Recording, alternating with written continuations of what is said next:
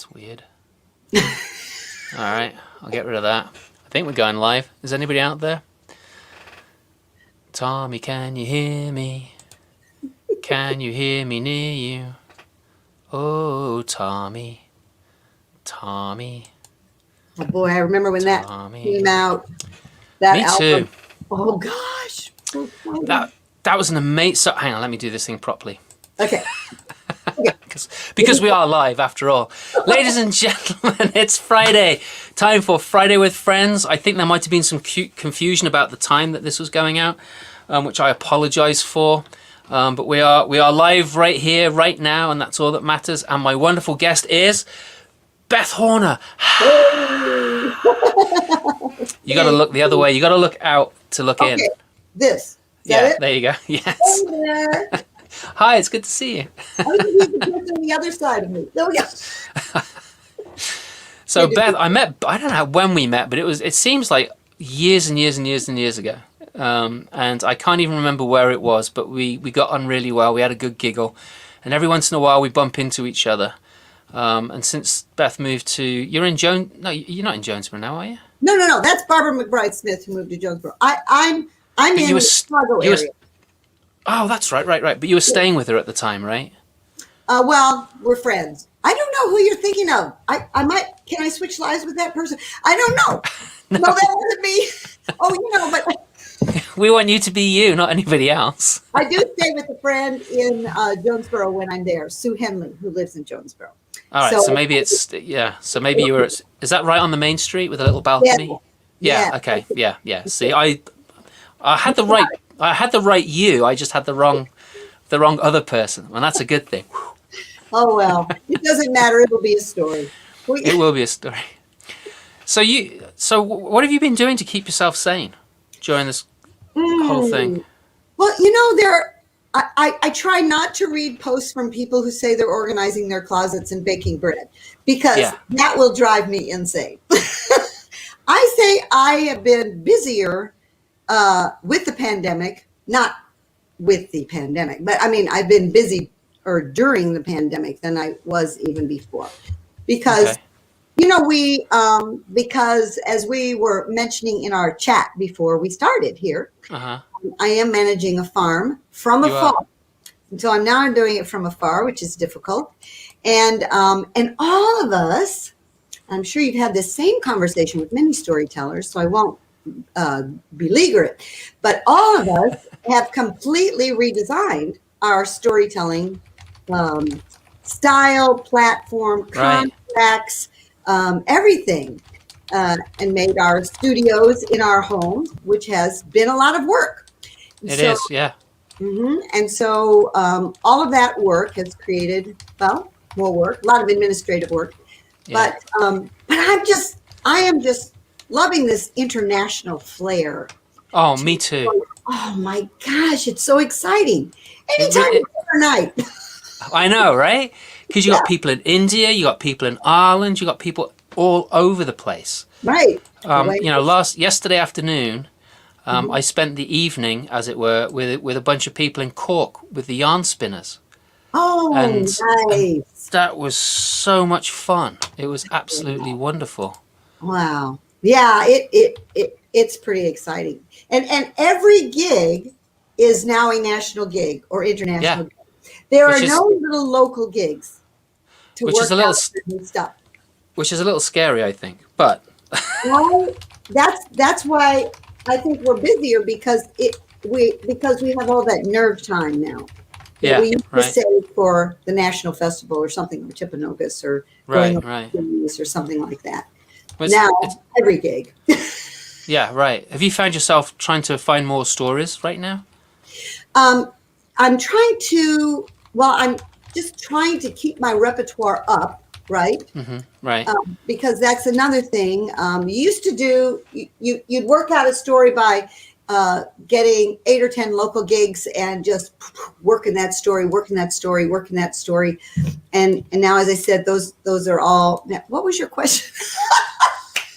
We're doing a lot of online stuff, and it's making us create new work or refresh old stuff. New work, right. So I'm trying to keep all of all of my work up and revamp it all. And because we are in a very unique time in history, that makes every story I tell that has any historical perspective, which is every possible story, even folk tales, different. It's different now. Every story has a different slant to it. Yeah. We have to take that in. But I'm also am working up some new stories, and that's exciting. You have to do that. You have. I know. So in March of last year, I learnt more stories than I had in previous years. Right, in March and April, and it was, and then I was like invited to perform at all these festivals, and I'm like, thank goodness, because I got all this new material that I've been working on. Otherwise, otherwise I would have been like, oh boy. But it's also got me into a good habit of looking for more and more stories. So yeah. And that keeps us sane. That keeps us sane. The creative work it does. Keeps us sane. I think it's true. That and getting outside, if we can. Right. You and I are both having a lot of snow, and colleagues and friends, keeping me sane. I mean, so do you have?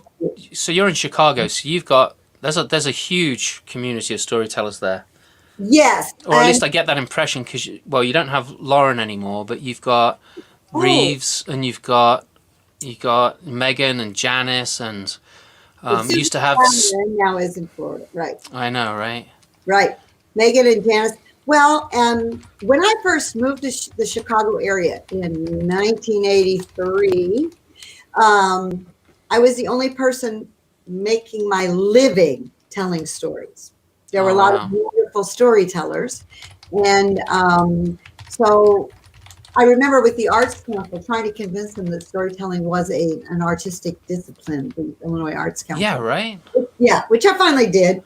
And then I never could convince Sid Lieberman to quit his job. So Sid stayed working? Yes, Sid, until he retired. He was a high school English teacher. Can you imagine having him for high school? Oh my gosh, that must have been fun. I mean, I didn't know the guy. I only interacted with him twice. But, both times it was just like, this guy is so nice. And I was gutted when he died. Oh absolutely gutted. So I can't even imagine what it must have been like for those who knew him well. I miss Sid every single day. Sid really? Lived where I live now. There was about 4 blocks from Sid and Adrian, and Sewell Halloran right across the alley from me. And so Sid and I worked a lot together. You could just call up anytime. Hey, can I pop over and try this story? And I'm at one point, remember when. Let's hope it never gets that bad. Yeah. Well, what the heck? There's some good stories there. But so I really do miss it. So Sid and Jim May were my first colleagues, and we used to get together and fix prices and so forth. They were always urging me to raise my price. Like the oil companies. Is that you were the oil companies of storytelling by the sound of it, you rascals? Well, we participated in these school showcases. I'm sure you've done them, right? And we said, we are going to keep our prices above the magicians and the jugglers who are all amazing people. So we get together every year. And Sid and Jim had never worked with young children, and so they would say things like, those kindergartners are bald-faced liars. I'll never forget this.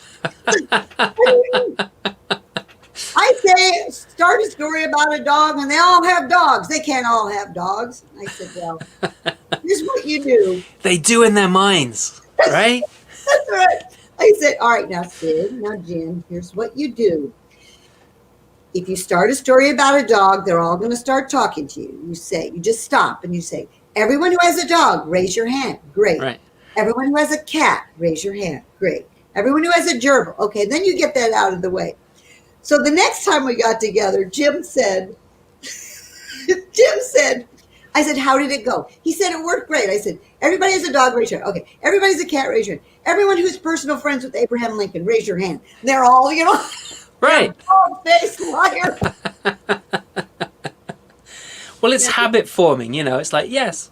Yes, I don't know what that means, but I'll put my hand up because everybody else is, They're right? trying to connect with you. Well, Yeah. Yeah, and right? then and Janice Del Negro has been here, since I moved here. Oh my gosh, what a gift! What a gift to storytelling, Janice and Megan and Susan O'Halloran Yeah. and Sheba Jima and oh my gosh. That's right. Anne's in your area as well.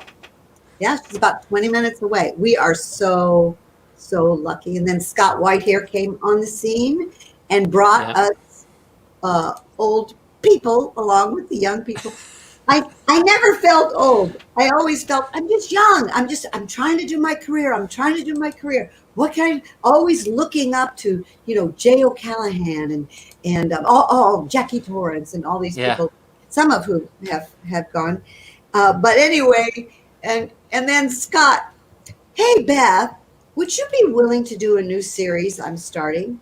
Sure. What's it called? It's called Old School, New School, where I pair an older storyteller, older established storyteller, with a person who's just starting out in the short form, what I call short form personal narrative.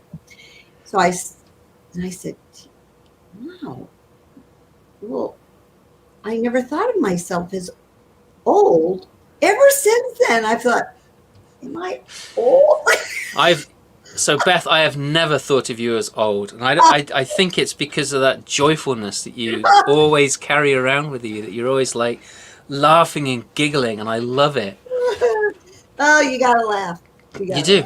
You gotta laugh because everything else isn't worth contemplating. That's right. What else are you gonna do? What else? I know we could weep, but that doesn't do any good. Yeah. But you do talk about colleagues, and I think every story I tell has something from colleagues. I was just working with Marie Ringenberg the other day, and she said, "Have you tried this?" Or a great line here, or She's here. She's watching. "Hey, Marie! Yay!" We've known each other a long time too. So what I like about Scott is he has brought a lot of. He brought these two communities together. Right. He did a great job, and it has been, wow, so exciting. Oh, I bet. So exciting Oh, I bet. to work with people who come from a completely different vantage point in storytelling. Right. Yeah. They do, because a lot of Scott, if not all of Scott's work, is mostly personal narrative, right? Yes, I did see him do a show of folk tales, traditional tales. Long time ago at the Celtic Knot Public House. I've heard about this place. I need to get myself into Chicago area. I want to go. I want to play. We have man, we've just got wonderful storytellers here. Nestor Gomez, who's Yes. won. How many Moth Grand Slams has he won? I know. He's super intense. He's a great guy. He's amazing. Yeah, because we shared the stage at Jonesboro for the Exchange Place. Yes. Oh. And everyone was, Geraldine Buckley was our MC, and our mother, she was like our mother looking after us. So children, come along. I mean, that's not what she said, but that's how it felt, And it was great because Geraldine, to have Geraldine Buckley as our den mother, if you will, was freaking awesome. And Nestor just like he's not going to be there before he's going to show up on the day of the show, and we're like, okay, different. None of us knew of him, met him. We knew that he was a Moth Award winner, and then the show starts. The Exchange Place show starts, and he bolts in, and we're all like, wow. And he's like, I still don't know what story I'm going to tell. It's either going to be this one or this one. And we were like, just go with what one you feel is right to tell for this audience.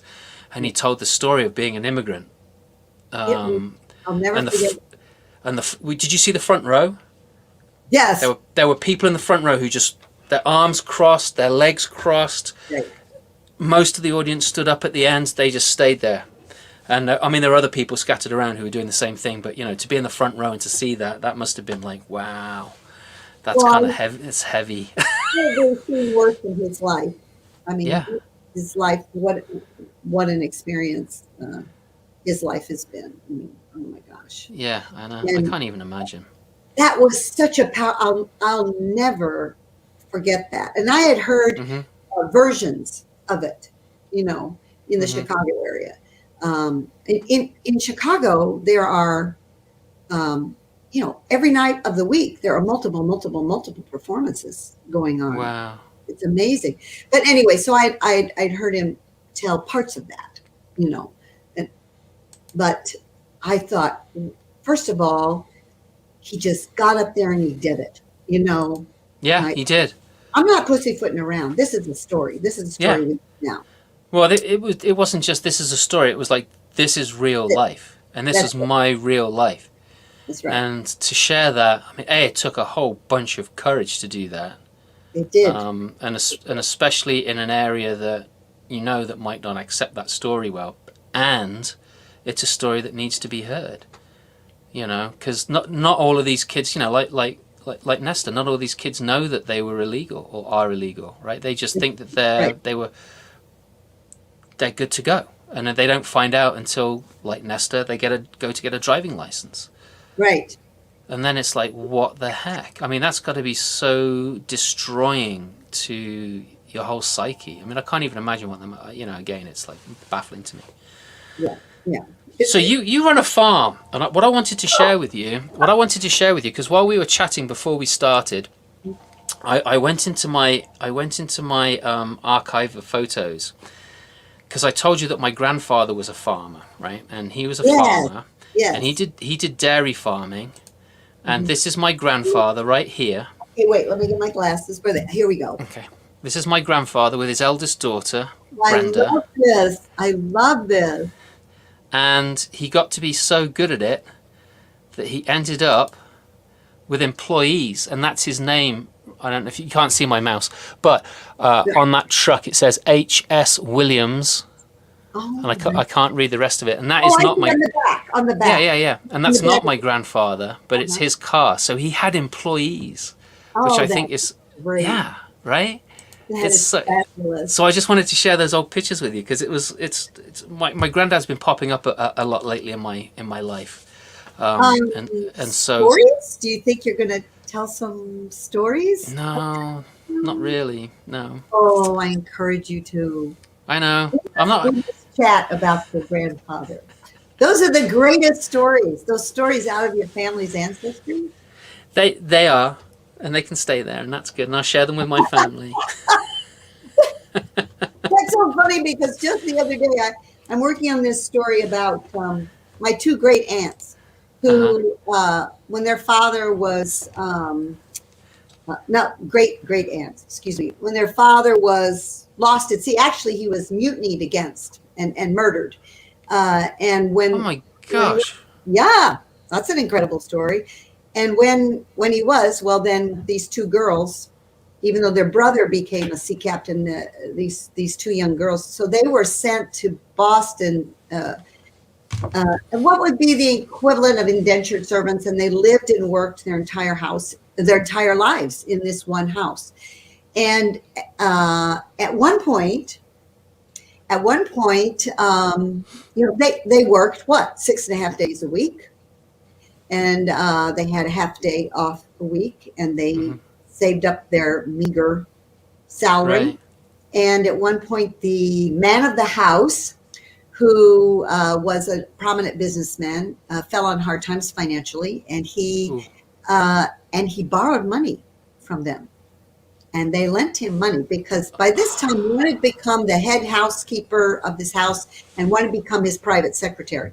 So who really knows? That's what I'm trying to find out. So anyway, he became, he invested this money in lead, and he made a killing. He became known as the Lead King of Boston. He founded Boston College, and he outlived both his wife and his daughter. And when he died, he left a lot of his fortune to Boston College, but everything else, the house and everything else, to these two women. Nice. Right. And they are buried in his mausoleum. Oh, wow. They have these amazing photos. I visited that house, which is now an elder care home. And, I saw that's the stained glass window I have in this photo. That's this and this photo. So I'm trying to research what could possibly really have been their relationship. Something must have happened there. There must have been something to be so close, to this Yeah, man. or there was no one else to leave it to, right? There were no other family members. Well, Or were there? no, there were no other family members. He had no, uh, he had, his daughter had already died, and he didn't have any Right. grandchildren, so that we know of. So So anyway, Janice asked, did he pay them back? Not with the house, but when he became the Lead King, did he pay his yes, people back? Yeah, okay. yes, he did. So hopefully with interest, because he made all that money with their money. I imagine that. I don't know. I could look. I think my mother said once, she's been gone for 7 years, but she said once, I think the key to that story is researching the guy. Yeah, Because, I would. Yeah. yeah, because there will be a lot of documentation. I have some letters that they wrote. I have photos. I have some of their belongings, I wonder if you could find the bank records. Ooh. Right? Well, this 'Cause was back 1800s, so I don't know. I don't know. They had This is- ledgers. Everything was written down by hand. It might be kind of fun to find those ledgers, right? I mean, Yeah. can you imagine that, turning those pages over? Ooh, I love that kind of stuff. That and graveyards, archives and graveyards. Yeah. Oh my gosh, the Library of Congress. Oh my gosh, I found a lot in the Library of Congress. I haven't been there. It's on my to do. I'm not gonna say it's my bucket list, because that kind of like means I'm gonna put it off until the very last minute. But it's definitely on my list of things to do. Yeah, There's a lot of, I found a lot of letters that my family members had written during the Civil War in the Library of that's Congress. amazing. Yeah. Well, yeah. Why? Why was it there? Well, they wrote them to the Union Army trying to find the body of a family member. Yeah. So a friend of mine he's a comic book writer, graphic novel writer, and he's been doing these Civil War books about a school teacher from Henniker, which is just down the road in New Hampshire. Oh, okay. From me in New Hampshire, in New London, and we're good friends, and he has found so many letters and journals and diaries Wow. of all these different family members and cousins, and he's also found other stories that tie in to, and he's working on the third volume of these diaries right now, and it's been absolutely fascinating to follow the journey that my friend Merrick has taken in finding this information out and making the stories readable. So he's fudged some of the dates when some of the characters cross paths, just because he knows that they were both in the same place. Maybe it was the same time, but he's not sure, so he puts them together in the same time just because it makes really good reading. But when it comes to the actual facts of what they were doing, the actual events and the actions that they did, those are recorded accurately. And there are some other discrepancies that he's made, editorial choices that he's made for readability. So it's fascinating to read and to see he also puts his source notes up online, so you can see the photos that he's used to create the artwork. It's amazing what he does. It really is. That's an interesting question.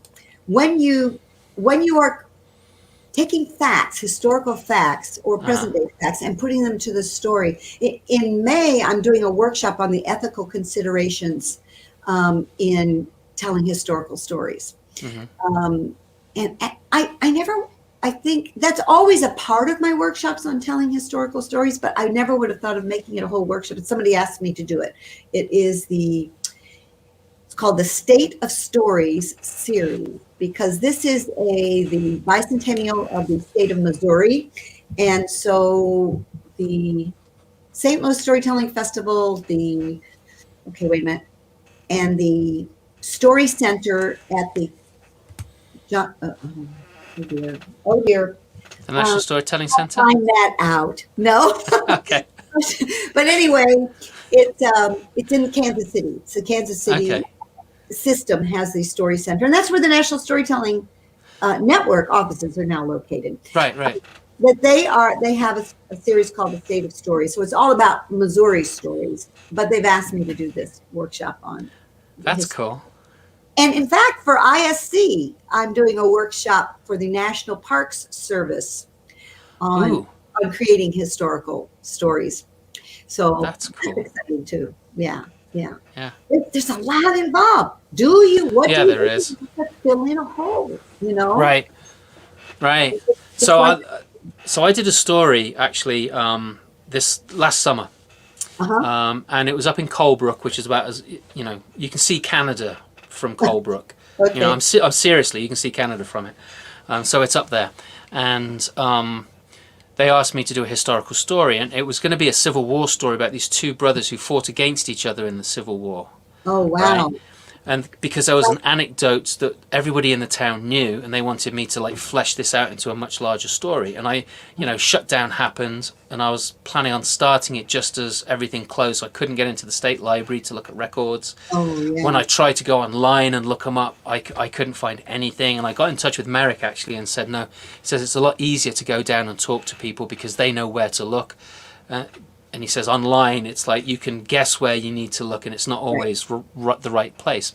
And I couldn't find anything. But then I got hold of these books about Colebrook, and I found out about this flood that took place in 1938, and there were some facts missing.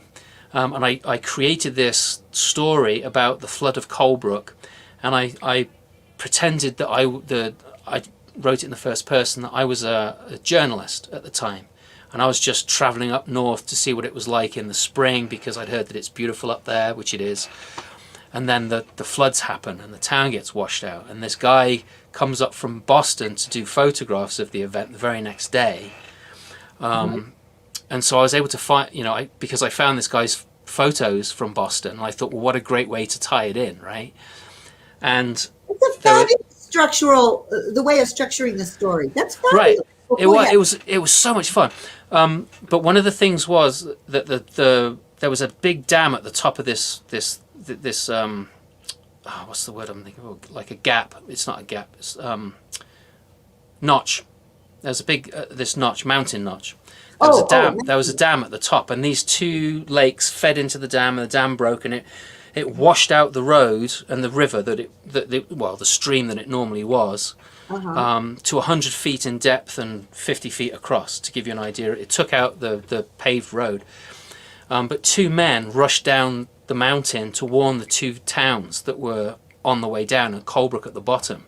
So they were able to evacuate most of the people in the village halfway down, and they were able to save everybody in Colebrook. When I wrote the story, I imagined these two men galloping down on horseback, outrunning the floods, right? Because I couldn't find any information on the men. And then when I told the story, apparently there were two guys in cars that, in these 1920s, and they went rushing down the mountain, which makes a lot more sense. Well, that's a time when there could be horses, there could be cars. Yeah. Right. Right. It was the 20s, and that absolutely could have been. But it was one of those things, the people that knew, because their families were involved in it, right? They came up and told me this afterwards, and I was like, this is brilliant, this is so good. So now I can readjust the story. So, talking about ethics, right? I took a liberty because I didn't know, and I just assumed or guessed that it was horses coming down the mountain. It turned out to be cars.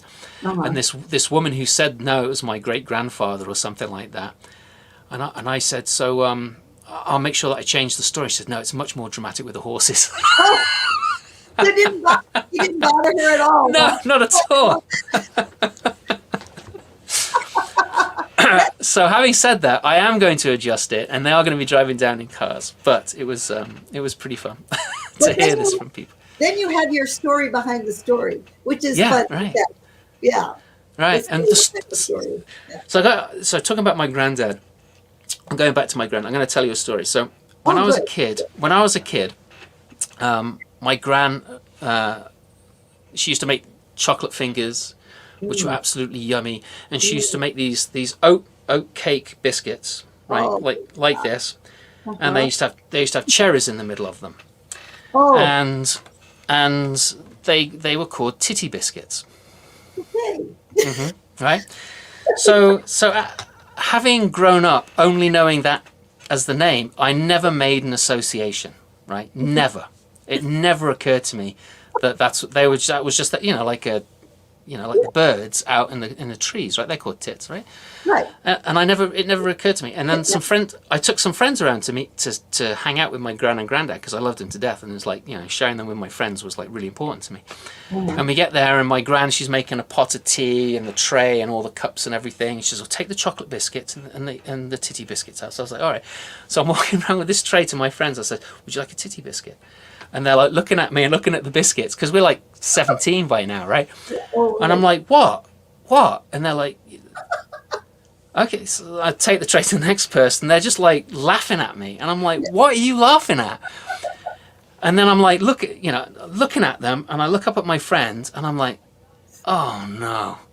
And I turn around, and my gran's walking in with a tray of the tea and the cups and everything, and she's just laughing at me. And when she passed away, I told this story at the funeral, which the clergy was a little bit surprised about. Right. But then their neighbour, Farmer Bird, he came in.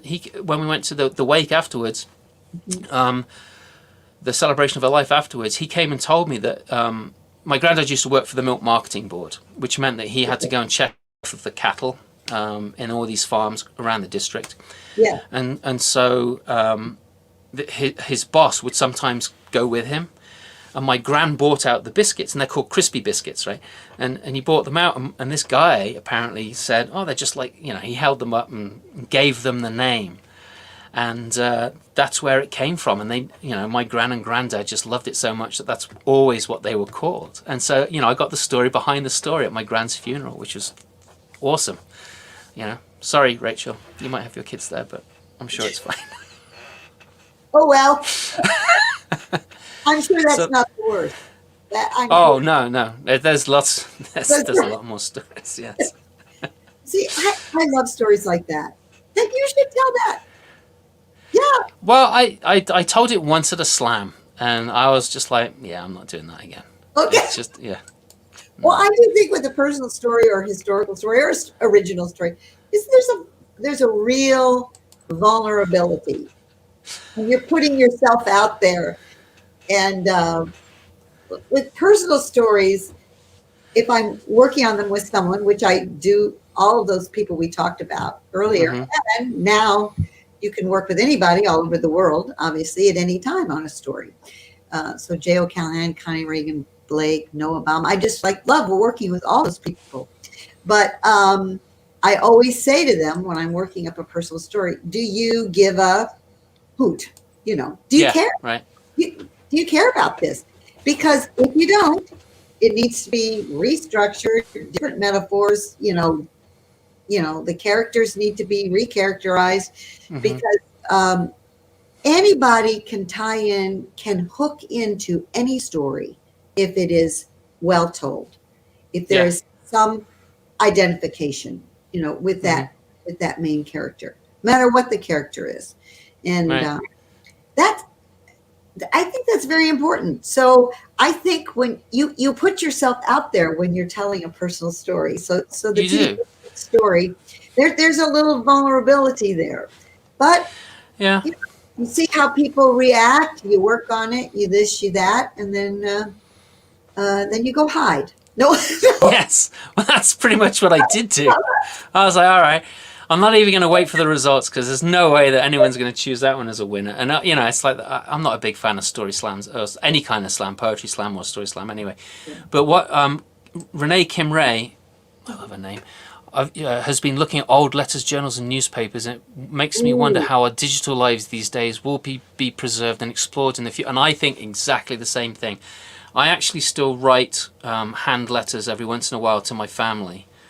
Because I know that, these emails, they're going to be gone. No one's going to know these emails. And sometimes I print them out and I'll put them in a scrapbook or in my, I have a bullet journal, but it also has a whole bunch of other stuff in it, with Great. Thoughts and ideas and impressions. So, and Scott Moore, who's a good friend of mine, his grandmother and grandfather wrote hundreds of letters or more to each other in World War II. It's a fascinating read to see their love come to life. Oh my gosh, that must be so cool. What a treasure. Yeah, right? That's such a story. That's, I found we have lots and lots of letters because our family were savers, and you think about what wasn't saved. So those, Right. those Yeah. emails that you're saving, and I think that that it's a personal thing. So everyone I pick up, I say, okay, I'm going to respect this. I'm going to try to understand the times in which it was written, Mm-hmm. the circumstance in which it was written. But I did find, so I have, for example, I have my great great grandfather's Civil War diary. I have letters that he wrote and letters that were written by his wife. It's just like Mm-hmm. your Scott, but I found a huge tub of letters written between my mother's parents when they were courting. Oh wow. And I thought, oh, I want to read them. And my mother said, no, you can't read them. They're private. I said, okay, have you read them? No, they're private. I said, well, do you want me to get rid of them then? My parents were moving. She said, no, no, they're from my parents. I said, well, can we read them? No, they're. And we just went around and well, then why don't we get rid of them? No, we can't get rid of them. So I know why you were saying, let me get rid of them for you. You're going to hide them somewhere and read oh, them. you better believe it. You better believe it. So I said to myself, okay, wait, we're going round and round. What I'll do is, as soon as my mom goes, hopefully in the distant future, I'm going to open that up and I'm going to read them. Well, now they're stuck in Missouri and I'm stuck in Illinois with the pandemic. Oh no. I want those letters. But anyway, and what are you going to do You'll get them with soon. all of them? What do we do with all of these? Well, And Rachel we're lucky to have them. I will say that. Yeah. I'm Yeah, sorry. so no. Rachel Hedman's. We have Zoom recorded family weekly journal. I need to piece all together beyond the Zoom folder. I think Rachel's posted about this somewhere before, or told me about it. They started the first Sunday, so I think you're creating a scrapbook, or maybe that's somebody else I'm thinking of all these old photos. Maybe that's somebody else, but I know that somebody out there in this wonderful world of ours. They actually started putting together all these old family photographs and tried to figure out names on the back, and they started to put them in an album, which is amazing. I think it's absolutely phenomenal. Fabulous. Yeah. Right. My father keeps saying, when my parents moved in 2013 into an assisted living apartment, I remember my mother looking on their basement. There was a whole wall and it said Winnie's Writings, 1930s to 1960s. That was my mom. And she said, just get rid of all those. Just get rid of them all. I was like, are you kidding? I'm a former librarian. Are you kidding? And I'm a storyteller. You think I'm going to get... So I remember night after night, sort of like on the slide, because she told me to get rid of them, and I'm a good daughter. So I started cataloging them and so forth and so on. And then I presented them to her. There were like diaries that she had kept as a little girl and articles that she had published early in her career. And as a little girl. Yes. So wow. That would have been in the early 1920s. And so I finally presented them to her. It was like tubs and tubs and tubs, like cross-reference, see this tub. And I did that with all the family photos. And I remember, and anyway, I presented them to her and she said, oh, and she had so much fun looking through them. Yeah, I bet. And then we heard more stories because, photos. Right, yeah. Mm-hmm. So it's like your letters that you're keeping, Simon, or that album that whomever is making, or the Zoom album. That's gonna help you remember all those stories. Well, then when she died, one of her colleagues wrote wrote up her memoirs and interviews with my mom and so forth. So we had that. And if I had just thrown that stuff out. Right. I know, right? Which, sometimes I do feel like I'm dragging around my ancestry, but like, I'm exhausted from dragging. Well, I think that's the farm, isn't it? Well, isn't that the farm? Yes. That's your albatross, right? It is, and I shouldn't say that, but is my father's life. It is not my life. and well, I did live there when I was young, and I have a Right. lot of. Here's the thing, Simon. Right? Okay. Right. Every experience you go through in life, and I know you know this, even at the time, in the midst of it, no matter how horrific, hysterical, tragic, or eye-opening, I always think to myself, "Oh, this is going to be a good story." It's true. This is going It's to be true. a good story, right? Yeah. And then you That's have like when to, when my retina detached. That's the only thing I was thinking about. It's like if it detaches, I've got a great story. If it doesn't, I've still got a great story. that's right. That's right. That's right. And So I want to. So we're talking about photographs and everything, and I got another photograph here which ooh, let me see. begs a lot of questions. Now I just Oh grabbed my this one right now. So this is a photograph that was in an album that my gran was my grandfather's second wife. His first wife died of TB, Ooh, and so Brenda, who we saw, well, this is Brenda, who is that little girl right there. We hope. Brenda was right. my aunt through my grandfather's first wife. Okay. But this was in a photo album, and not all these photos have any descriptions on them. But we have what appears to be a Native American, some elephants, and my grandfather, the guy in the hat, I believe, and these strange-looking poles. But if you look in the background, you see these very normal-looking houses, and so what I wonder on this particular photograph, was this some sort of circus that was going through the area at the time, and they let the animals out to graze on the grass and fertilize it, maybe, Yep. But it's just, it begs the question, what on earth is going on here? What a great story starter. I know, right? Yeah, it is this. Oh, look at the little elephant. I know the little baby elephants too. It's just Oh, like it's just like Dumbo without the chains.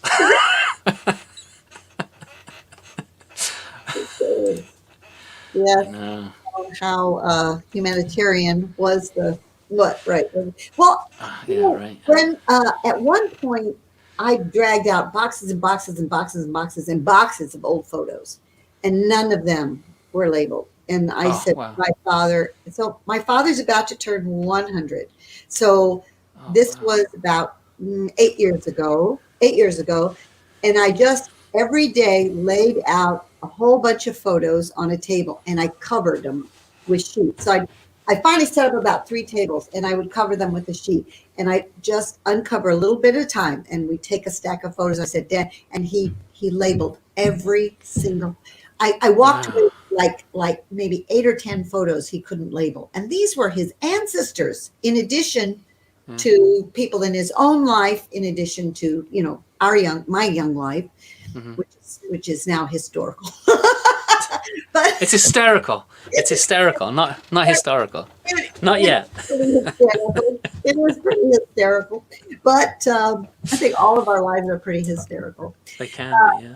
But I just remember one evening just weeping and thinking, I do feel very, very lucky that he was able to remember. And Yeah. his mind like a steel trap, and was able to remember all of those. And then we ran across like a poem that his grandmother had written. Well, David has been born. That's my father. Once again, another boy. What a disappointment. Here he is, this 90-something-year-old man saying, well, I didn't know I was a disappointment. And then written on the back of that poem, there was a note from his mother, but we forgave him the moment we saw him. Oh, that's funny. So he felt better. He was ratified. Is that the right word? Uh, Maybe I not. don't know. Not sure. What the heck? Sure. Yeah, why not? It is. It's out there now, Simon. You've said it. It's out I there. know. People are going to be watching this later. He's ignorant. He doesn't know the right words. No, maybe they'll in the chat or whatever they'll tell us what it actually is. Correct us all. If Janice is listening, she'll correct us. Well, I used to have Sarah De Beer, and she was my wonderful go-to person for like finding out links and everything. She hasn't been on here for ages. Oh, And Sarah. I know, I'm very disappointed. I'm hoping that she'll watch one of these and see me say this because, you know, maybe Well, she's just like super busy. Could be that. well, aren't you getting more and more overwhelmed with all that's out there? Now Oh, there's yeah. so much out there that Well, it's a little so overwhelming. so here's the thing.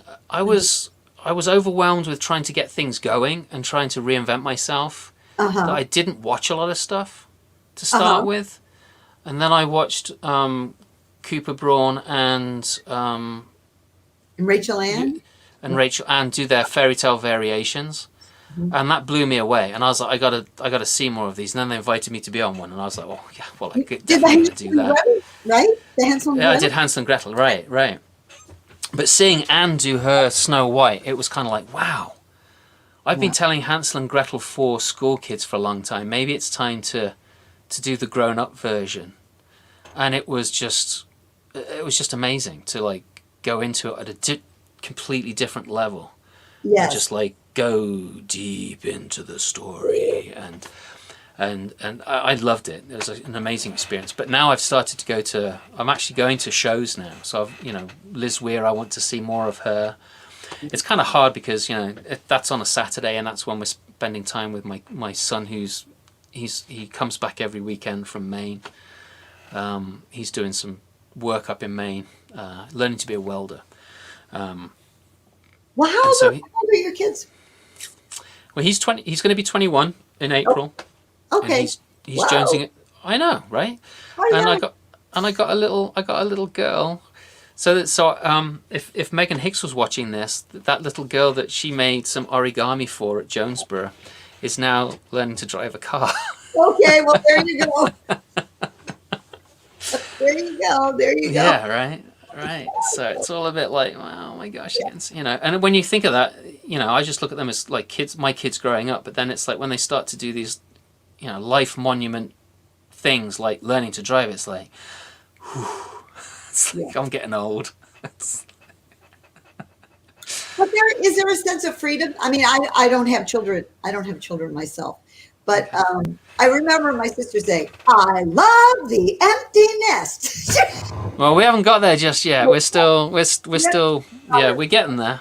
Yeah, Just make sure you see the prop. it's- TBD storytellers. TBD. Okay, let's talk about TBD. I'd like to talk about TBD. I love Okay. TBD. I was taking a singing class on Tuesday nights, and I had to skip that night when the TBD was the Tuesday night because that is definitely one of my favorite series. There's so many great series. I love the movie series. But I love the you TBD tellers because you're having such a good time, and you have mastered, in my opinion, you all have mastered making the Zoom performance or the virtual performance. I believe you use Zoom. That's your platform. Yeah. That making the virtual performance as live as possible, because there is such camaraderie between you all. And I don't know if you practice that. You're all witty, and there's a lot of repartee and support, clear support. Yeah. And then sometimes you say hi to everybody. And to me, I keep telling all my colleagues, you've got to go watch the TB tellers. You got to go watch the TBD tellers because they have. That's a fun experience, and not just fun, also enlightening. But it's definitely, and I've tried to replicate what you do, and even with webinars. So when I did the Storytelling Arts of Indiana, I said, it's a webinar. Let's have some people on with us who are watching and responding and so forth. Right. I said, go watch a TBD. I'm not gonna call you out on this, but I'm gonna tell you what I think about that. Okay. Okay, great. So one of the things about the TBD storytellers is that Jeff and I knew each other fairly well, and we bonded at a couple of other festivals that we performed at before, and we'd shared some deep stuff with each other, which was amazing and great and wonderful. And Paul Strickland and I, we were at Stone Soup a couple of years ago, and I really bonded with him. He's like super nice guy. And I knew Anne Rutherford and Norm Breck. Actually, I felt that I knew Norm more than I knew Anne, even though Anne was the performer, because Norm and I would sit down and we'd chat together and just hang out together, which is kind of nice. And Ingrid, I didn't really know Ingrid that well. And Sheila Arnold, she's like my big sister. And so, Sheila's just freaking awesome. And Antonio, of course. Antonio, he's like when we went to Timpanogos, he was my big, even though I'm older than him, he was my big brother for Timpanogos. He was watching out for me, which is awesome. And over the years, we've become good friends. I like to think of us as being good friends. And so we all knew each other pretty well, most of us. And when COVID hit, and this was a group that was started by Ingrid and Jeff, right? Ingrid and Jeff were the ones that came up with the idea. And they were bouncing it off the group that's in Massachusetts with Jay O'Callahan and Diane Edgecombe and all those guys. And I think, your group in Chicago, this cohort of tellers, right? And Jeff, I want to be in one of those. I'm never going to be invited, so I'm going to start my own, right? And he and Ingrid did that. They were both like, yeah, we should do that. And when COVID hit and we were all isolated, we became a support group for each other. So we were practicing the new stories that we were learning. We were supporting each other like, what the heck are you doing? How do we do this? How are we going to make money and survive? And, so there were some very deep, heartfelt conversations that we were all having with each other. And that bonded us very quickly and very tightly. And that camaraderie is what comes out of us just being ourselves with each other. And so I think that if, the secret to TBD is we're just being ourselves and we're not trying to be anything more than that. And I think that comes across that we are now good friends and good colleagues and good, we have that camaraderie together, which is really important. And, so to try and replicate what we do, if you're going to try and do that, you just need to be yourselves and be genuine, right? And just bring that to the table and don't care what other people are going to say. There are going to be some people that are like, that's so pretentious, and it's that's fine, you can think that, but it's not. It's us being very real with each other and being honest with each other and supporting each other. And so there are people that see that for what it is, and we have a freaking awesome time, and we practice and rehearse our stories with each other. And it's it's great. It's great. And we have. No, I'm sorry. Go ahead. No. It's you. This, I've said my piece. You can. Well, I think when I was first, about 4 years in, I think, to making my living as a storyteller, which is now 38 years. So it's just 38 years. 38 years. I'm going to pull the old card. So you were 15 when you started, then, right? Yeah, that's right. Well, there's a lot of experience, and I'm not one of the old. But anyway, I was asked to be in a group of then I think it was 12 storytellers from around the country, and we would see each other performing at various festivals. And this was, this was before the internet, son. So this is before television, right? And no, it wasn't before television. But that we and there were 3 members. A woman named Joyce Hancock had something called Spring Break for Storytellers, and she invited a bunch of storytellers just to get together for a week and just hang out. Now, I didn't know her, so I was not invited. But 3 of the people who were then said, let's do that every year, but let's pick our colleagues carefully. And so there were 3 of them. Right. And I think their criteria was 2 of the 3 had to know the storyteller personally, who had enough personal experience with them that they thought they could meld with the group, and 2 of the 3 had to have heard their work and respect their work. So this group was formed. I remember thinking, I am so honored to be in this group. Oh my gosh. And we met once a week. We met for a week every year for 30 years. So we Wow. did what you were starting to do, and which you would probably do after the pandemic, is have a Right. retreat, right? Right. Well, And that was the whole idea when Jeff and Ingrid started the group. The whole idea was to get together for a week and work on some like big old project or a bunch of stories, and then right, have a right. great time and then disperse. But Yeah. at first, there was no work. We were not to work. We talked about. I remember we had a big discussion, having a life, making a living, but having a life.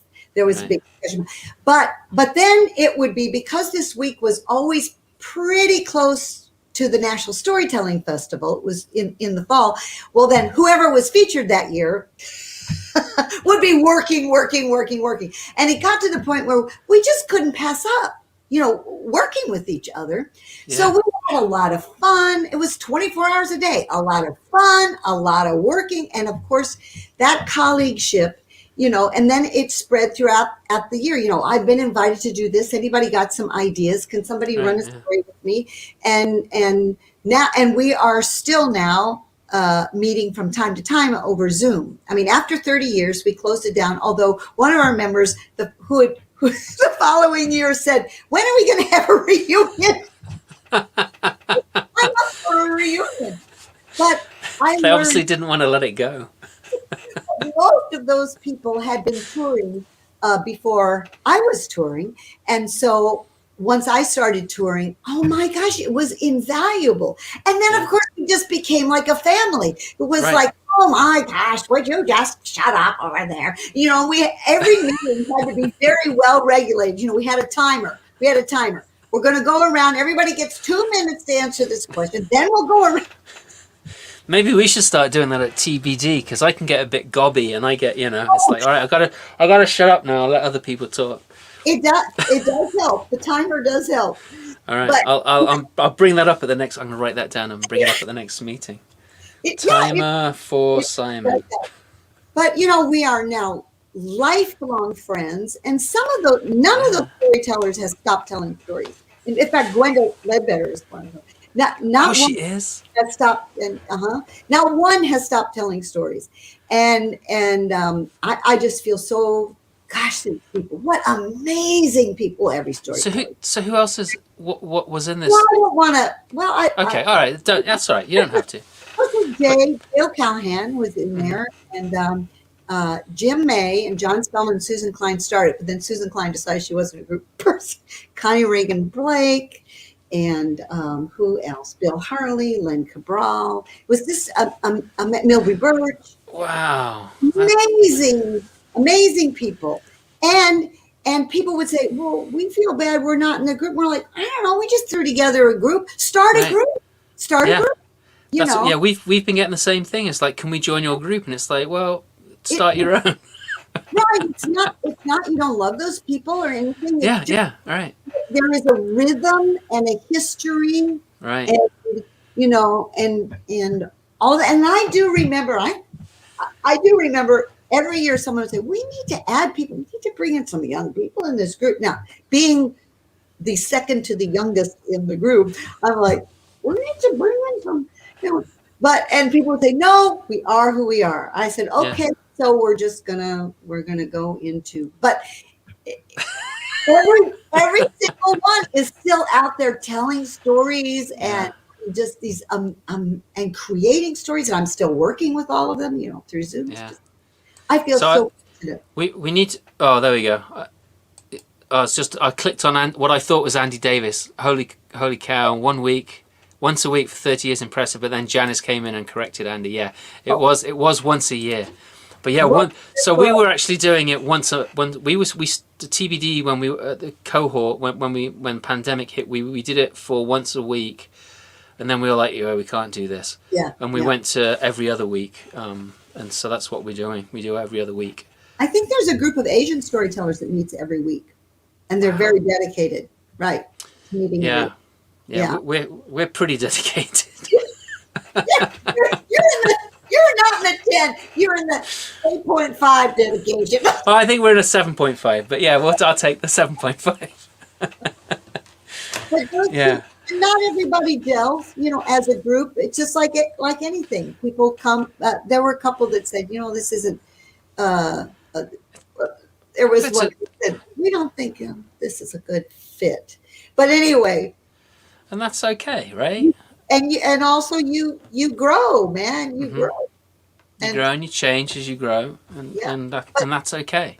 the effect on our storytelling for all of us, I think, has been huge. Huge. Right. Yeah. No, I'd say the same thing with me with TBD. I mean, everyone was saying, how this stretches each other, and they looked at me, they looked at me and said, "So when are you going to tell a personal story?" And I'm like, "I'm not." They're like, "Yes, you are." Oh, And then someone said, "Come on, Simon, you must know a good story." I can't even remember what happened, but courgette came up into the conversation, and I was like, "I can do a courgette story, a personal tall tale it courgette was story." good. I heard it. It was good. And Well, did you I have to thank Paul Strickland because he coached me on that and did what you it would said? have been a bit crap without Paul. It would have been like, yeah, I'm not going to win anything with that. Let's go.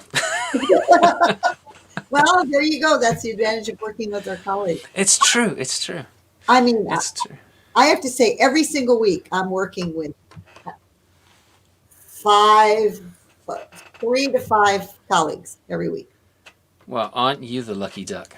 I am the lucky duck. Also, I'm sheltering in place alone, so Oh, well, that's good. That keeps you sane, right?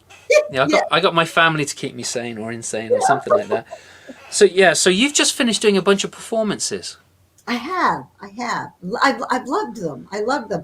And as I said, every program is a national program now. But I did do that Untold Stories, Reggie Carpenter's bold and Yeah, fearless series. Yay, yeah, Reggie! yeah. And She's awesome. gosh, and that was great because I got to work with Sue O'Halloran, who is, for years and years and years and years, we lived across the alley or next door or Hmm. whatever. Great, great, great friends, and I'll never forgive her for moving to Florida. Except that she's always wanted to live someplace warm. So it So was I, really fun working with Janice and Sue. yeah, and Yeah. actually, Reggie has a show on tomorrow, on That's Saturday. yes. Yes, it's going to be. I think it's at 2. Go to Reggie Carpenter's website to find out when it is, because I don't want to put out misinformation and get into trouble. It's 7:30 Eastern time. Untold. I'm not sure if they've Okay. changed the time or not. Oh, okay. I think they haven't. But Okay. go onto Reggie's website to check out Untold Stories, Strong and Sassy Women. And I Um, believe she's doing a solo show this week. I believe she's doing that's Snap, yes, she is. She which is. is so fascinating and bold and Yeah. vulnerable. Just like what you were talking about earlier Right. about Right. being out there and being willing to put yourself out there and being vulnerable, which is even harder on the virtual platform. I was found her series kind of scary to do, I have to say, Yeah. because it was virtual. Well, it's virtual and it's not out there forever because she's curating it, which is good. But a lot of the stuff, it's that's the thing with this digital world is once it's out there forever, because somebody can copy it and somebody can copy it from there, and it's like throwing feathers into the wind. You're never going to get them all back, right? Yeah. And it's just it's But hard.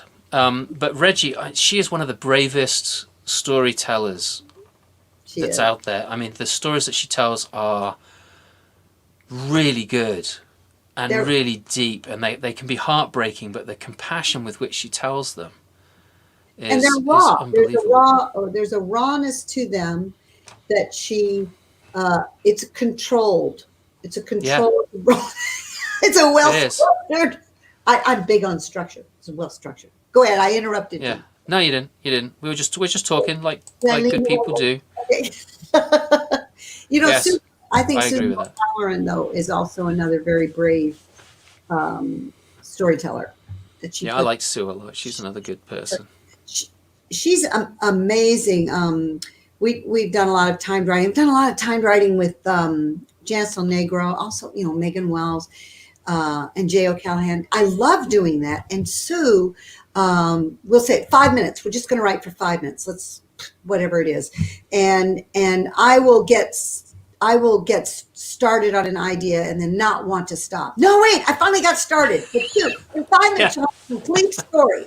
And it starts in an intriguing way, like, she was afraid that if she burned the mattress in the house, and Yeah. I remember that when I said, Sue, that's a story. We got to make that a story. That has got to be a story, Yes, But in 5 minutes, it'll have a beginning, a middle, and end. It'll have, it'll have metaphor. It'll have everything in there. Yeah. I can't do that. I mean, I can, sometimes the muse will grab me and take me to a place, and I'll knock out a story in 5 minutes, but it needs an awful lot of work. But most of my stuff is, it starts off and it's like, it gets bigger and bigger and bigger, and it's like, oh my gosh.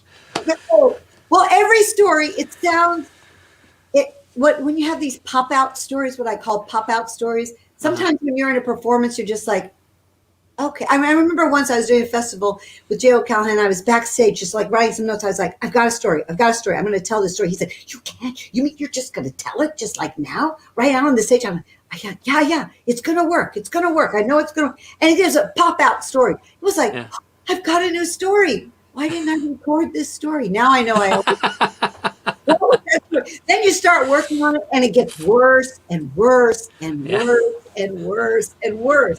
And then you have to really work on it and make it right, but it always falls apart. And then you're weeping and you're eating a lot and drinking a lot. And you're called bugging all your colleagues. I don't know. This was really good. And I don't know where I am. Can someone trace this call and pick me up? I don't give a darn. I don't give a shit about, even if it was my life, and I don't care about it. So like, I just started walking.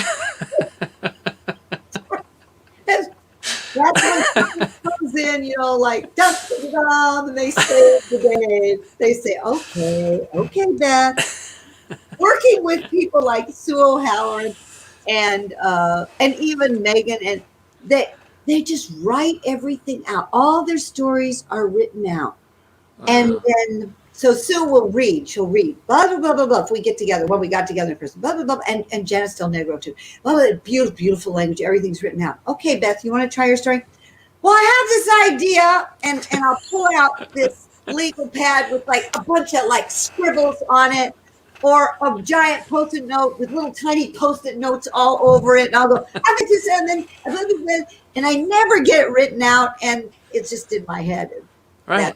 That's dangerous. Well, so Bobby Norfolk, he doesn't write anything down either. Yeah.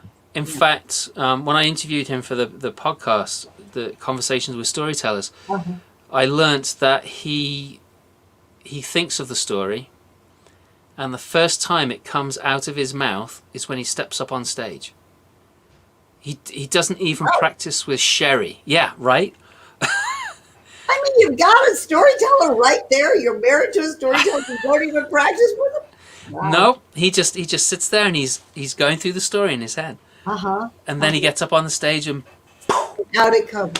It's like, wow, that just knocks my socks off. When he told me that, I was just like, that is insane.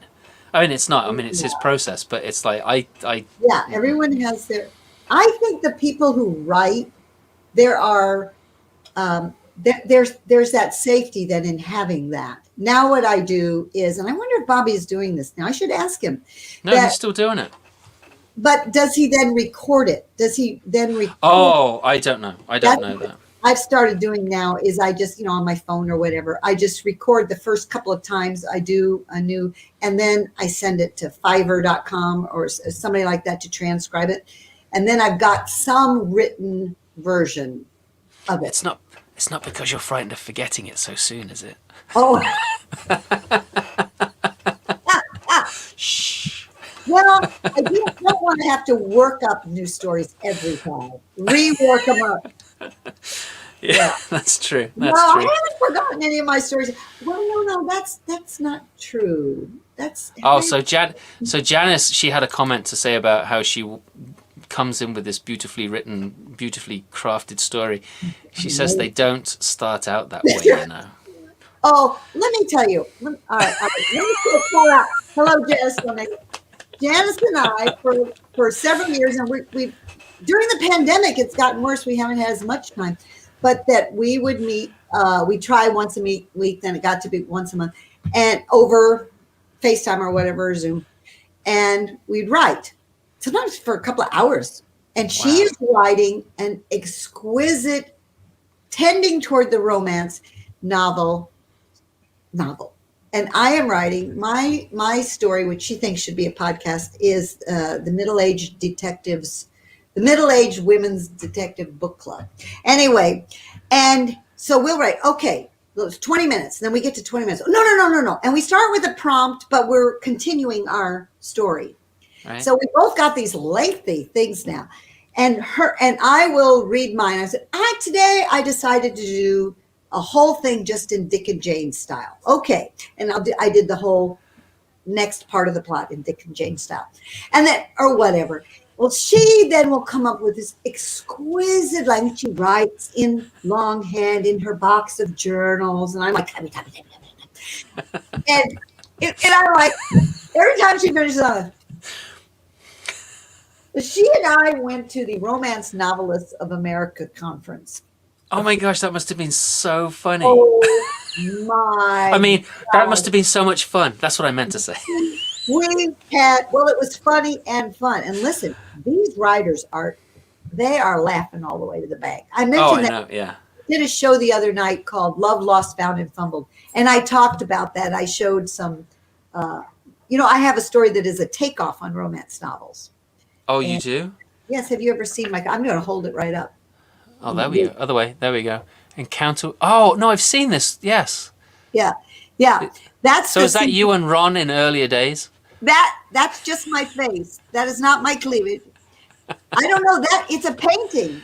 Oh, and it's actually a longer painting. So there's a picture of the woman's leg is wrapped around his thigh and so forth. It's a huge painting. I commissioned someone to do a painting and then we made it into the cover. But anyway, Janice and I we were the only people who had not published multiple romance novels. And the first night, I mentioned this the other night, but the first night we were at round tables for the first dinner. Uh-huh. And so we said, well, so what kind of romance novels? And they went around and they were just, historical blah, blah, blah, man on man, woman on woman, woman on man, sex on the page, sex off the page, blah, blah, blah kind of historical, blah, blah, blah kind of historical. I mean, it was amazing. They all had their niche and they knew what they were doing. And Janice and I were the only ones who had not published a romance novel. We just wanted to go because Janice is studying romance novels and she's got a good one. She's got a good one going, but there's more depth than the Harlequin, Well, I imagine so. It's going to be a bit better than Catherine Cookson. Yeah, right. That's what my mother used to read. We had Catherine Cookson. Yes, we had a bookshelf filled with Catherine Cookson. But before that, there was, Barbara Cartland, and before that, then the Harlequin romances, and then I won't mention this. When I was a librarian, before at age 30, I said, that's it. I'm going to do storytelling full time. So, but when I was a librarian, that they were starting to have those romance series for teenagers, young teens. One was called Sweet Dreams. One was called Wildfire, something. And I can't remember. All right, wait a minute. I'm stopping this anecdote now. It's a little off color. So I'm going to stop. Yeah. That's a good idea because we do have. I know that there are some people here that do have kids working in the background, so it's probably yes. That's so interesting. I'll say that. Yeah. so I wonder. I had a thought then, and it's gone now. Oh, hang on. So my mum did used to love. My mum was totally into Catherine Cookson. And there was I can't remember who else she read. There was another writer that she really loved. It wasn't Barbara Cartland. She tried a bit of Barbara Cartland, but I think there was something she didn't like it. Danielle Steele. Now, Danielle Steele was not maybe, but she was definitely on the end. She was weighted toward the romance. I know my mum was. Yeah, my mum was novelist. Okay, right. Wildfire, Sweet Valley High. I'm not sure what that means. Is that some? Sweet Valley High was prior. Those were. Oh, those are romance. See, I never read that. Are those still going? I was reading Alistair MacLean and Ian Fleming books and stuff when I was 15. You know what? That's kind of similar. Right, it is. It's kind of similar in a different way. It is. It's the guy's end of the boat. That's right. Right. It's the heterosexual male guys. Yeah, this is. Yes, and quite misogynistic as well. Yeah.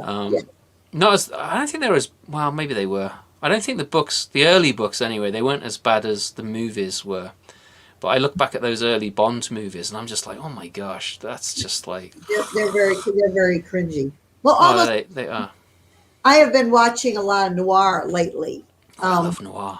Every evening in order to get me to stop working, because otherwise I'll just keep working all night between running the farm and running my own business. And right, I'd be the same if I was in your situation. Totally. Yeah, you have to stop. So my sweetheart Ron, who is in California, or as Karen Singh Sarah calls him, your sweetie. My sweetie Ron and I have been Zoom watching movies. So so we've been going through a lot of noir. I've always loved noir, and boy, some of it is so sexist. So yeah. Gosh, oh my God! But it's so bad it's hysterical. Of course, we've got to love the Maltese Falcon. Who can't love the Maltese? I know. That's a great story. That's a good suspense. It is. I like to look. I was a big fan when I was in my teens and early 20s. I was a huge Humphrey Bogart fan. Or his movies anyway. I didn't know much about him, but I loved his movies. So Renee Kim Ray says Ian Fleming is the worst kind of romance novel. I would tend to agree with that. Yeah, definitely. Yeah. It would be interesting to see what people are reading, but it's true. So why don't you put some notes in, folks, of what you're reading right now, and I'll tell you what I'm reading. I've just finished rereading Courting the Wild Twin by Dr. His name's gone now. Martin Shaw. I really like his writing. He's absolutely amazing. Not for everyone, but I really like his stuff. He's deep and mythic, which I love. And The Emotion Code, which is a self-help book. Those are what I'm reading right now. Oh, and I'm also I'm still working my way slowly through the Mahabharata. I have two of those on the go. Two versions of that on the go. That's impressive. I took a break for about 4 months, and I need to get back to them because my stack of books is getting higher and higher and higher, and I need to clean some of them out. It's like, come on, stop, read one, finish it, get on to the next one, finish it. Well, I don't know. When my mom died, she had 5 or 6 books on her bedside table, and they were all marked up. They were all had little writings and little post-its. Talk to so-and-so about this. One, of course, oh wow, it was Don Quixote. And I don't know how many times she had read that, but she had, that was so interesting. And I tried, my dad and I tried to contact those people and said, Mom wanted you to have this passage from this book or that book. I mean, it was fiction, nonfiction, but she was loved reading and grew up in the era everybody read. I know, right? Oh, so Jane Dorfman, she is reading Blood of Flowers and Weight of Ink. Not sure. Okay, what is that? Oh. I don't know. Janice is reading Riddle Master of Head, Hed. Come on, I know there are 8 more people watching this. A lot of groups. Come on. Yeah, tell us what you're reading. We're interested. What are you reading right now? We get more responses if they gave us their what they're watching, streaming. What's their streaming? Well, they're watching us right now. Hopefully, not just on in the background while they're watching something else.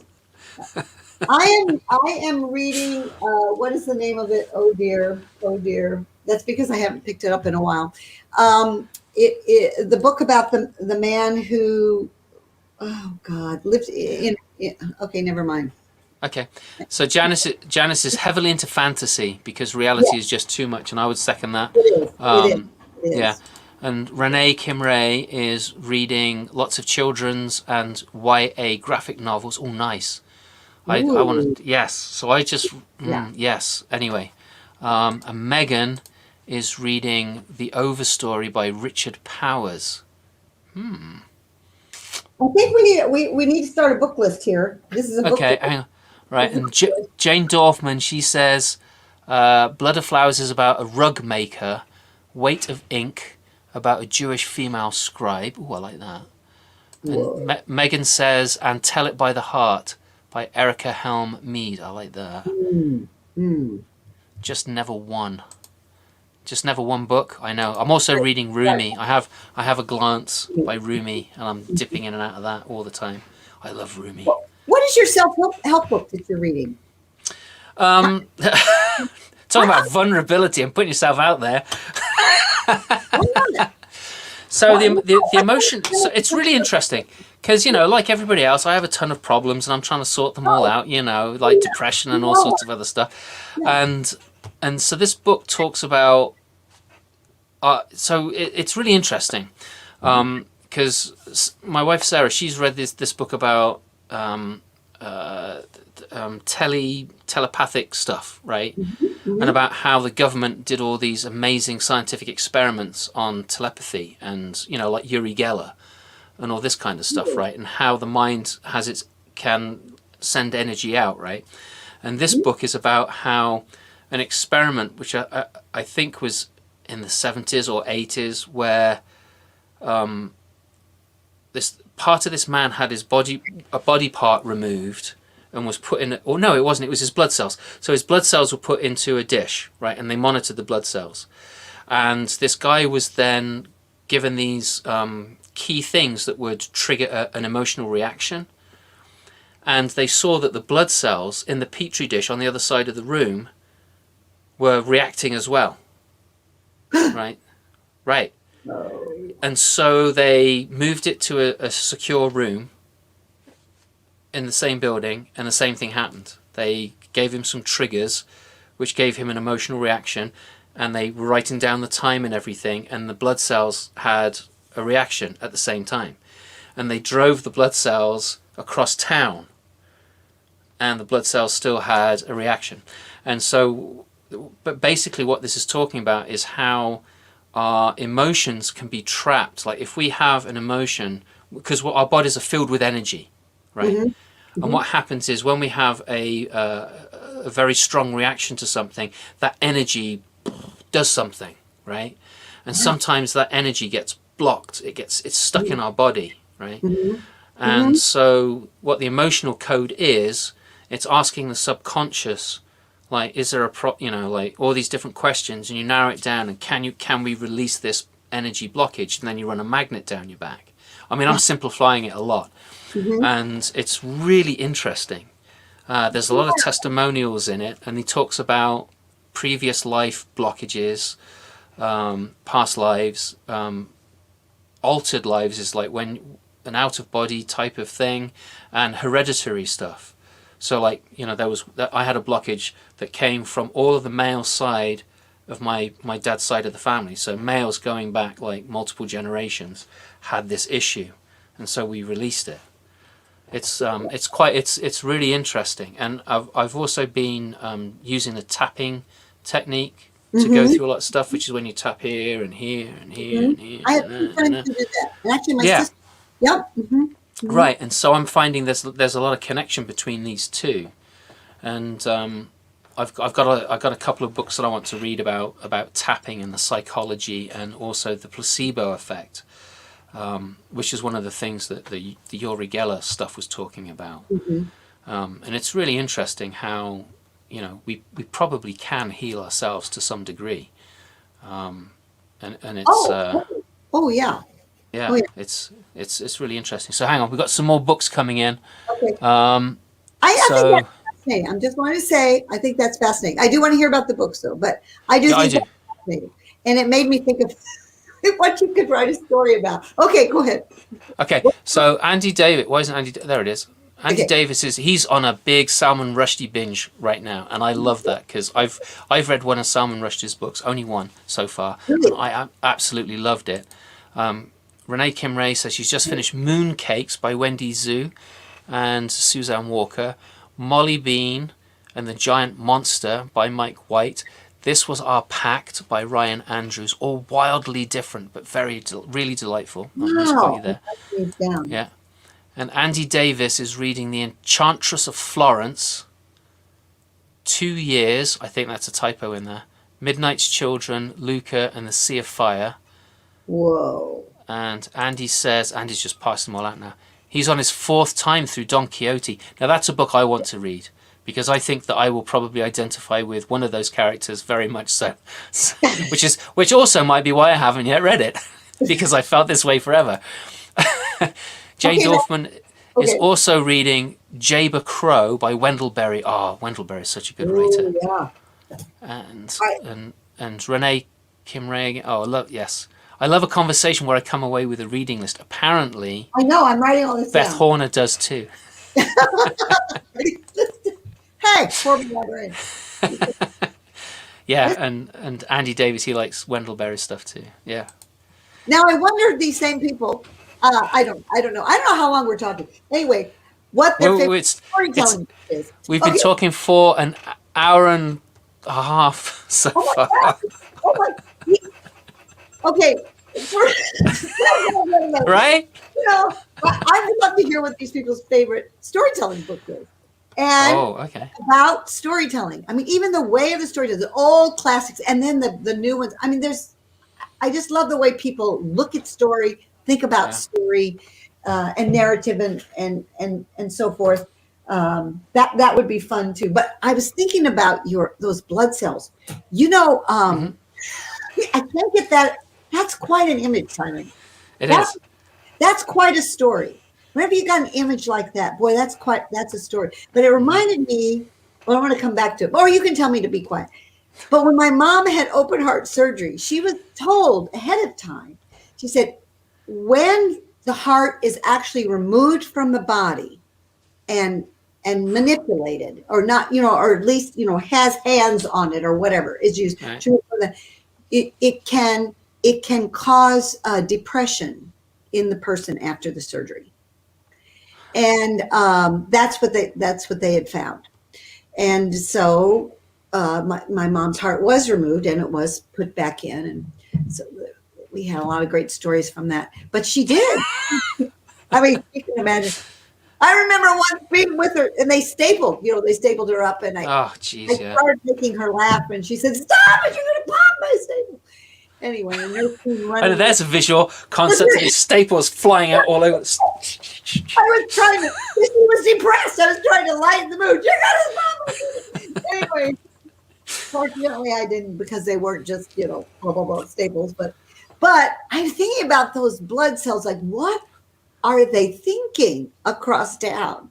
Well, it's this energetic connection that we have. That's amazing.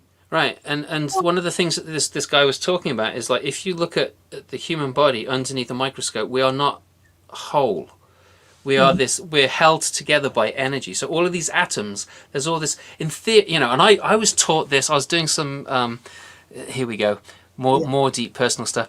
I was working with some shamanic practice when I was in my mid to late teens, and we were talking about this in the 80s, and like how, in theory, we should be able to push our hands, because we're only, we're just atoms. There's nothing holding us together, really. Even our skin, it's not connected. It's just that this field, this force field that's holding us together, right?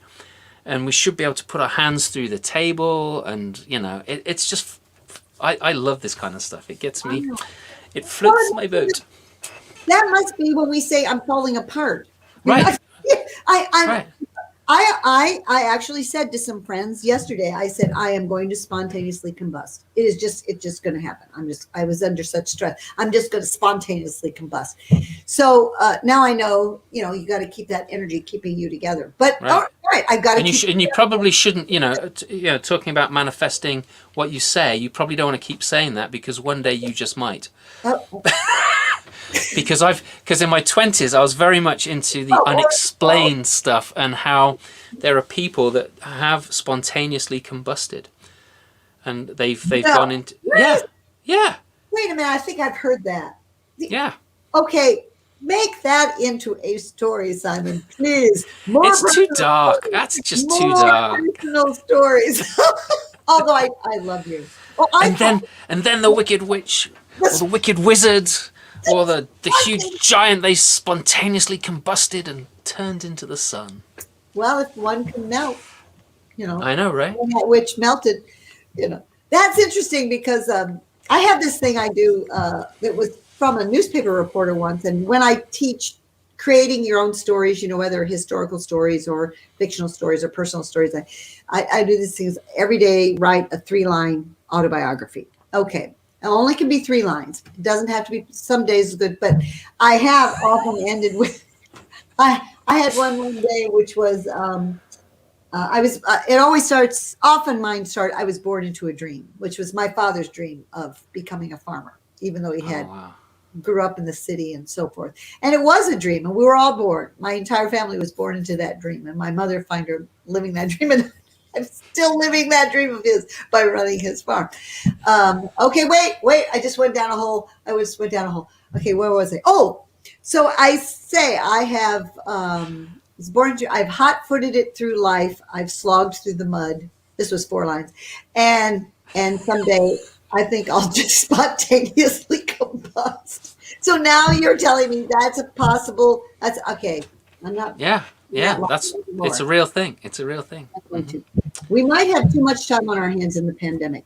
I don't know. We might. It's true, but there wasn't a pandemic going on when I read about this kind of stuff. And there are photos of these things. But anyway, I don't want to get into that. Anyway, we have been going on for an hour and a half now. Oh my gosh. And what I thought we could do, if you're up for it, maybe you could play us out with a little tune on your auto harp. Oh, lovely, lovely. What should we do? Let's see. Well, you know, using those words, can you play What Shall We Do with a Drunken Sailor?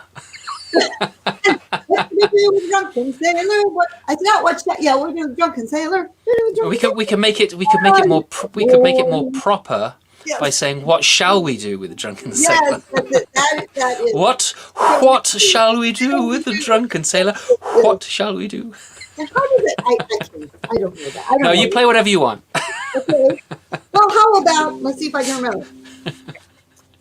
Let's see if I can remember this. My friend. Where's my kazoo? Now I need my kazoo. I don't know what it is. Right. Let's see. My friend Sarah Howard, who sometimes helps me at Storytelling Festival, and she gets very bossy. She'll say, I'm going down to get your breakfast, and when I come back, you better be tuning your auto harp. You know, and she'll come back and I'm like, that's a good friend to have. Oh, there's some festivals I don't even accept without asking her if she's free that weekend and will she come with me. Oh, yeah. Oh, yeah. She does my sound checks and carries my stuff and organizes my stuff. And she's your roadie. Yeah. She has a button that says Best Roadie. And she's also a really creative storyteller and musician. And she's the one that we wrote the Kazoo 3 Bears together. It's on YouTube. People can watch it. It's just the whole story. Okay, anyway. So, you know, sometimes I do these long, meaningful, like The 3 Soldiers, which is a 2-hour theater piece about these. Yeah, let's not do that. We've been here an hour and a half already. What I'm saying is, what do people want? You know, I work so hard, but then what do they want? They want kazoos and underarm plans. I found that with those funny stories. Okay. See if I can remember this song. I'm not kidding. Everything is a story, Simon. Oh my gosh, I'm crying. I think that those blood cells. That's a humorous story too. Like, what are you doing over there? Leave us alone. Okay, here we go. It's a picture book. Yeah. You gotta give a little, take a little. Take a little. Give a little, take a little. This is a professional at work, folks. Let your poor heart break. Okay. I just heard this last week. Oh, well, the reason I brought up Sarah is she sometimes would say, auto harp is not your friend this weekend, Beth. Okay.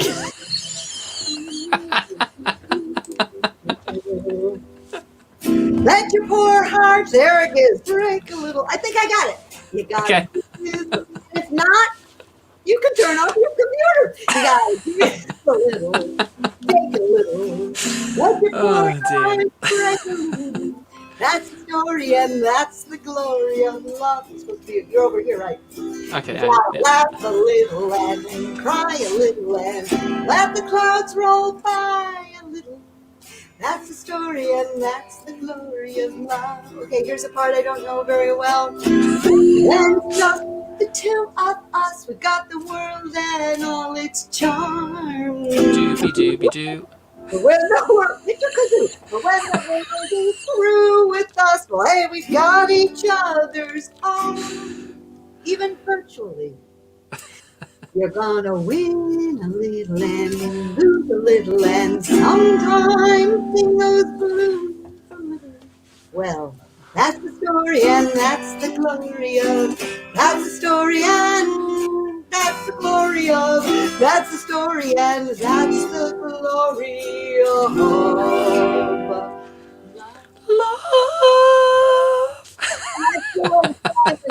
Excellent.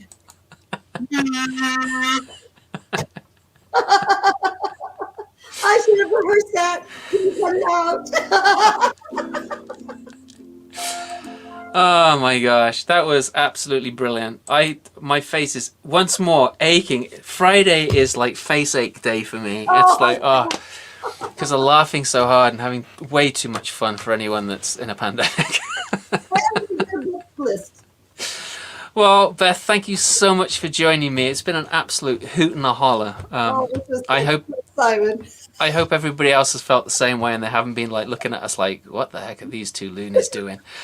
But absolutely brilliant time. Thank you so much. Everyone, thank you very much indeed for being here. And next week, because I've got my act together finally, next week, he said, ducking under the camera, we have Ingrid Nixon. Oh, Ingrid, I love her telling. Yes. What an incredible person.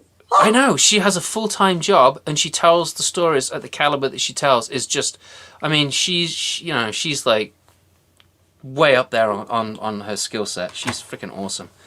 And to be in a group with her and she is, her sense of humor is wonderful. You have everybody else out there that hasn't been working closely or knows Ingrid closely, she has a very good sense of humor. Maybe some of that we'll see. You have to tune in next week and then you'll find out maybe. So thanks everyone for being here. I'm really happy that you checked into the show, and we'll see you all next Friday at some time. You'll keep your eyes out, and I'll make sure that it's actually working on Facebook this time. That was my fault. It was a glitch, but it was a glitch caused by me. I'm sorry. Thanks for being here. Goodbye. Bye, everybody.